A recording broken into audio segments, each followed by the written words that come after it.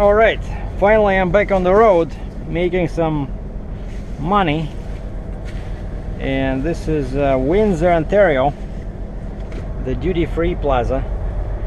I had to stop here to print out my ACE manifest for the border,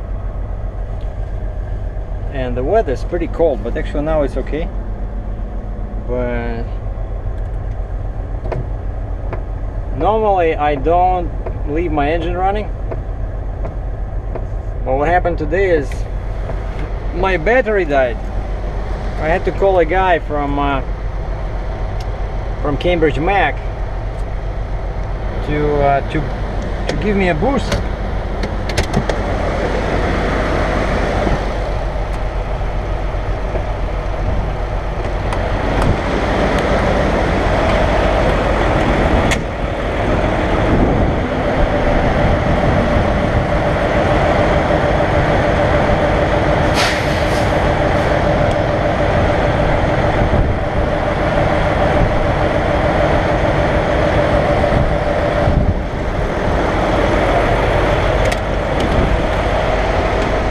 Yeah, turns out I left the key, like this key over here, I left in this far left position, and my radio was on for 10 days.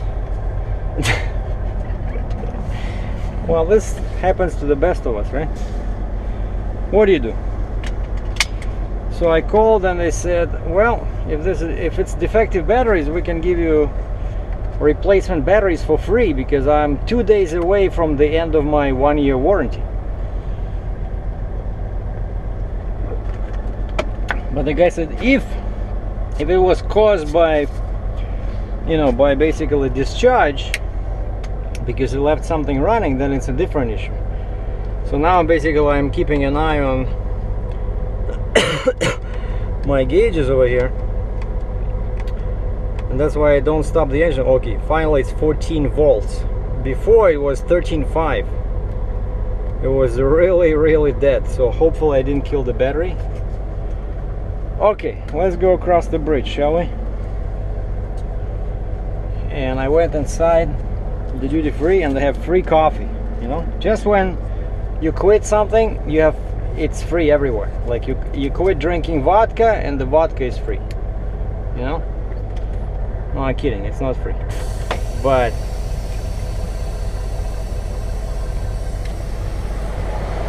no, I'm not. You're just long, not wide? I'm not oversized. Okay. Yeah, I should have. Is anyone else coming from your company that is oversized? I don't think so.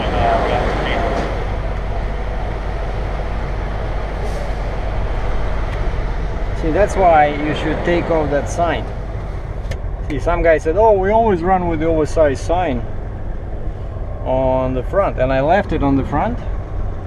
And you see, that's what happens. The lady came over, she thought I was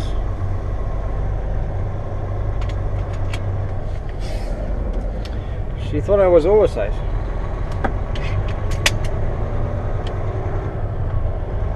And it's great to be back on the road. I already started missing the truck, you know, 10 days. So I'm going to Ohio,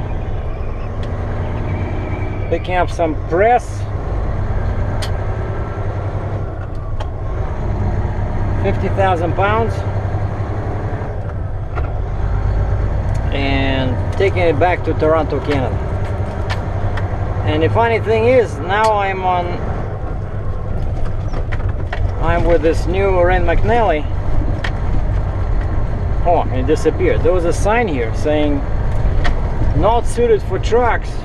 I guess it was probably talking, it meant that a road, like, here's a tricky turn. I hate this. They always put these cones, I mean these things, and it's so sharp.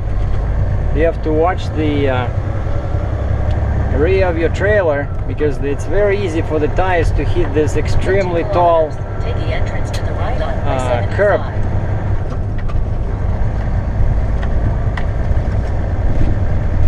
So I just wanted, it's been a while since I crossed via the Ambassador Bridge, and today the day is beautiful. Maybe we might get lucky and see some ships in the river. I believe it's Detroit River. The same one pretty much that I cross over when I'm in my usual spot, Port Huron, Michigan, from Sarnia, Ontario. But this is, see those big buildings over there, that's Detroit. Already, of course, Detroit is a much bigger... What? I was already in the proper gear. Got distracted. And no ships, nothing. Do we have any attractive female swimmers in the water? It's only plus, it's already 20 Celsius plus, which is what, about 70 F? Swimmers, anybody? No. And they're always fixing something. Look, you see now, one lane is closed, like this bridge is falling apart. And entering Michigan. Thank you. So pretty soon, they already finished the 401, pretty much all the way to the border on the Canadian side, like the freeway. We just have a couple of lights before the border, so they're building the bridge. Look at that guy. They're building the bridge, I think, somewhere, right? Just probably to my left. And the freeway will go right there. Nobody will be using this 18th century bridge anymore. In a quarter mile, take the entrance to the right on I-75. You see all the trucks? If you can see the trucks over there, that's the customs. See how many trucks are there? Like to my right at the bottom. So that's where I have to go. Even though I'm empty, I still have to go and... Take the entrance to the right on I-75. Yeah, what about customs, dear lady? If I follow your instructions, I'll end up in prison.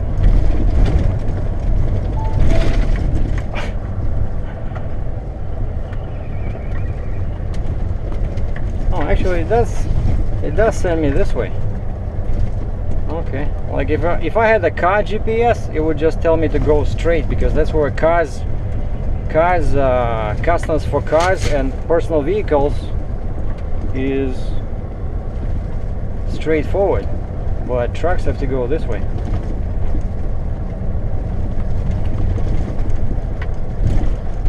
Now these signs over there, they remind... Keep to the right on I-75 South. These signs remind me of the movie Airplane. You know, in the beginning of the movie they say, no stopping in the red zone. No, no stopping in the yellow zone. Okay, we're coming to customs. We have to shut off the camera here, otherwise some people might get upset. You know, the rule at the border is, at least what I learned, never go in the lane where in front of you there is keep to the right on I-75 South. Never go into the customs lane where in front of you there's a small vehicle, like a car, a pickup truck, or especially like a small cargo van, you know, like those just regular panel van. But this time I thought, hey, what's the worst that can happen? And I was stuck in that lane Right on I-75 South. For half an hour. Something was wrong with that, and especially when that vehicle has American license plates. You know, and we're going into US, and usually customs are very particular about American vehicles coming back from Canada. I'm not joking. And so this guy was there for half an hour, and then the green light on top of the booth turned red, and I have like trucks behind me. There's nothing I can do, so I was sitting there. But my little reward was that he didn't ask me for the for the $10.75, and they don't take cash at the booth, so you have to go inside, park your truck, and go pay cash inside. This is the Ambassador Bridge, right? Well, the guy gives me my passport, says, have a good day, you all set. Okay. Continue on this road for 51 miles. Oh, And actually I like this. This Red McNally has automatic switch from kilometers to miles based in what country you are. You know?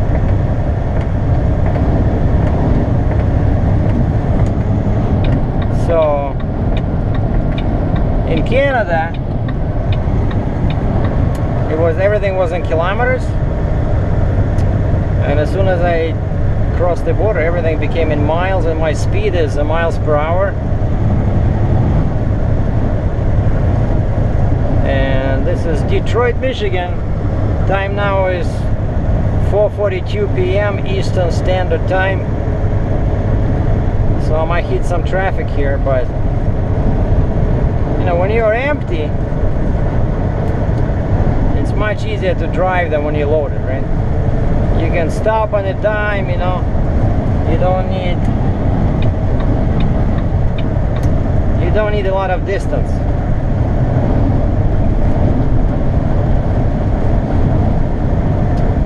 And why I switched to this lane, in case someone's wondering, is because in about a couple of miles, that lane exits. So basically it comes with experience. When you drive on the same highway, you know, many times, you know that if I count from the left, 1, 2, 3, the third lane from the left is usually the safest one, because it rarely disappears. But if you're in the fourth lane, counting from the left, something always happens to it, you know? I'm serious.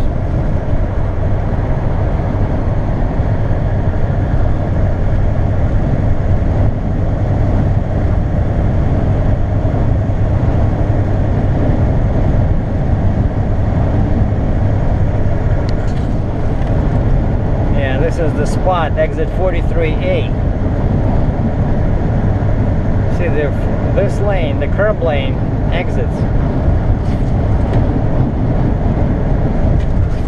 And usually here there's a heavy merge from the right.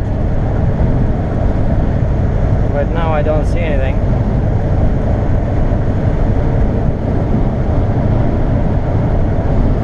And from here it's, according to my GPS, it's 143 miles to the truck stop near my destination,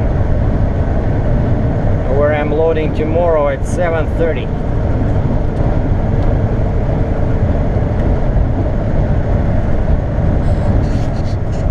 Now the last thing I did before leaving Canada was calling the Diablo Sport customer support to see if my issue was resolved, and the guy said wait for the email. I said, what email? I emailed that guy I talked to on Friday like 3 times, no response. Oh, you know, we get 100 emails a day, and we have to answer both voice calls and emails, so give it some time. And as soon as we hang up, he probably told that guy. That guy emailed me finally back and said the engineering department is working on an update. So basically something happened with the software for 2014 Rams. Like, I saw the guy in the forum left a message. He has a 2015 2015 Ram, and his truck works fine. And everybody actually says, you know, once you get this thing to work, everybody says they you know, they're very happy with the product. But these initial, you know, pains, so to speak, like the customer service, Jesus, these guys are so busy, they're rude, you know, it takes a while. So if I by the time I come back to Canada, I'll be back probably Wednesday. Today's what? Today's Monday, right? So I'm loading Tuesday. Yeah, it's only 5 hours from Toronto, so Wednesday I'll be back. And if they don't have the problem fixed by Wednesday, I'm gonna call the website where I bought this from and I'm gonna get the authorization number for a refund, because this was over 700 bucks Canadian, like 500 US with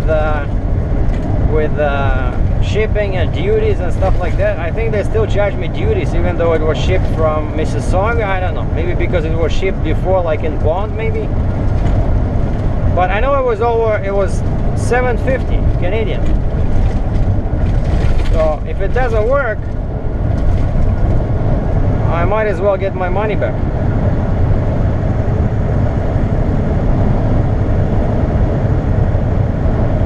And this is I-75 south, so I'm approaching exit 37. Oh, the airport, where last time I tried to take some pictures and they shoot me away. Now here's a typical four-wheeler, the Chrysler in front of me. I'm driving 92 kilometers an hour, 57 miles per hour, speed limit is 60. This guy, or girl rather probably, drives with four-way flashes on, and I can see the right rear tire is flat, and yet he still passes me and then drives with initially slower than me. So I started catching up with him. The car barely, basically the same speed as mine. Oh, okay, now it starts accelerating. But that's so frustrating, you know, when people pass you and then they drive slower than you, like, what the heck? And if you're doing 57, 58, why do you have your four-way flashes on? What a moron. And my brother Alex emailed me from Moscow saying that that's very good news that I'm coming, that my mother was real happy because she's getting old, right? And he said, why are you staying at a hotel? I said, well, you know, you have like a studio apartment over there. You know, I'd rather stay at a hotel. Because you get a good deal when you book it together with the flight. It's not that expensive. Actually, it's cheaper than what I'm paying here when I'm in Cambridge or anywhere. Cheaper. And Moscow is a 10 million, you know, has 10 million people. So prices can be anywhere from, I don't know, 50 bucks to 300 a night, US. So I got a very good deal. Anyway, he says his GoPro Silver Hero 3 finally, you know, got under on his nerves so much that he went and bought the same one I'm shooting with now. It's a GoPro Hero Basic, you know, no plus, no nothing. Over here it's 160 bucks in Canada, or 125 I think US in the States. Beautiful, shoots 1080p, 720 at 60, you know, what else do you need for YouTube? If somebody wants 4K, you gotta pay for it.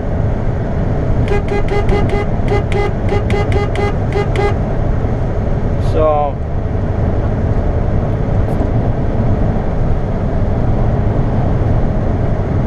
yeah, so he has the same camera now, and he said that Hero 3, even though we got a free replacement, brand new one from GoPro, it was doing the same thing. As soon as the temperature was dropping below 0 Celsius or 32 F, the camera refused to work.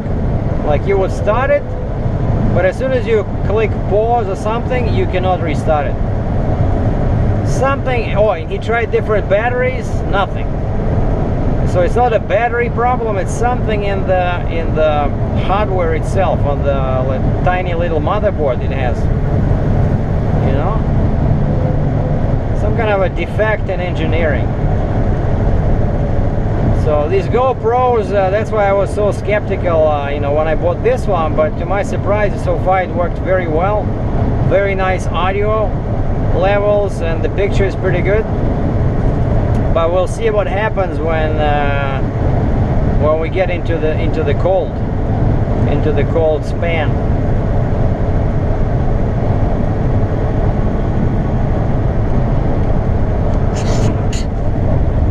Now here's a tricky situation. The trucks are ordered to be in the left lane here,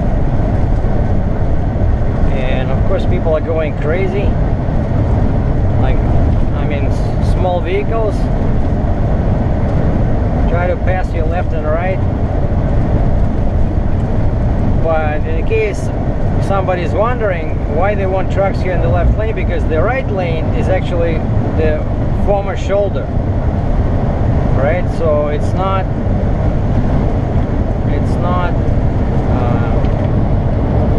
sturdy enough, especially if I'm loaded. Like this guy, I'm pretty sure he's supposed to be in the left lane. But nobody cares, you know. It's construction zones.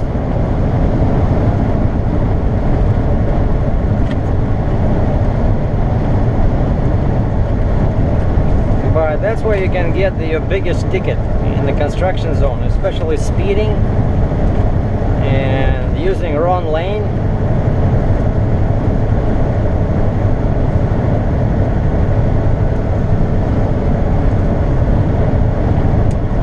Okay, exit 15, Monroe, Michigan, so 15 miles to Ohio.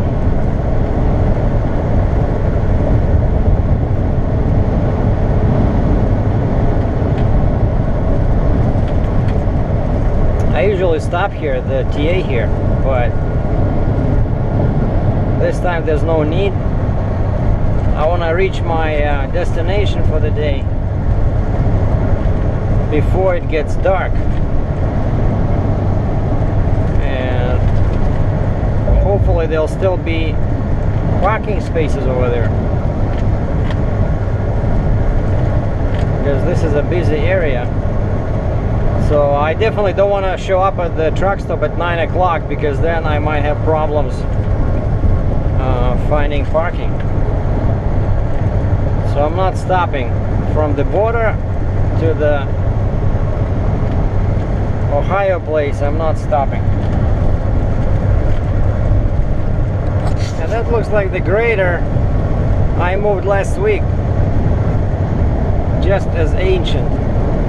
And this truck, the guy has a 4-axle truck, 4-axle trailer, and it's a Peterbilt with a tailboard, probably I'm guessing a 60 ton, because it has 4 axles. And he exited, that's TA, Travel Centers of America. Exit 15, and there's a pilot on the other side.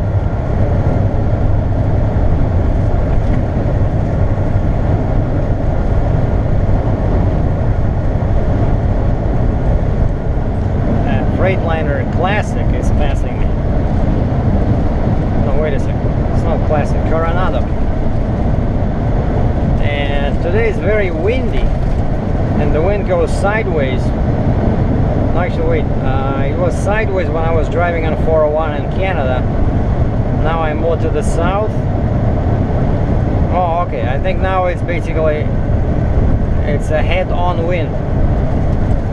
But when I was on 401, those guys that pulling these trailers, they were going like this. A couple of times I have to use my horn, because the guy was like, his wheels were in my lane. And I'm like, oh.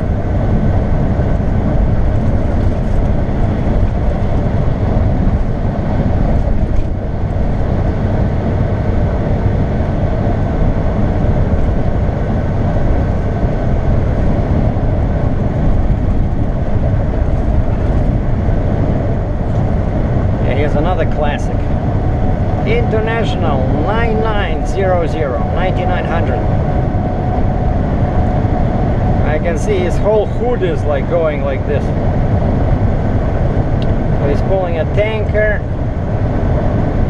for transport service company.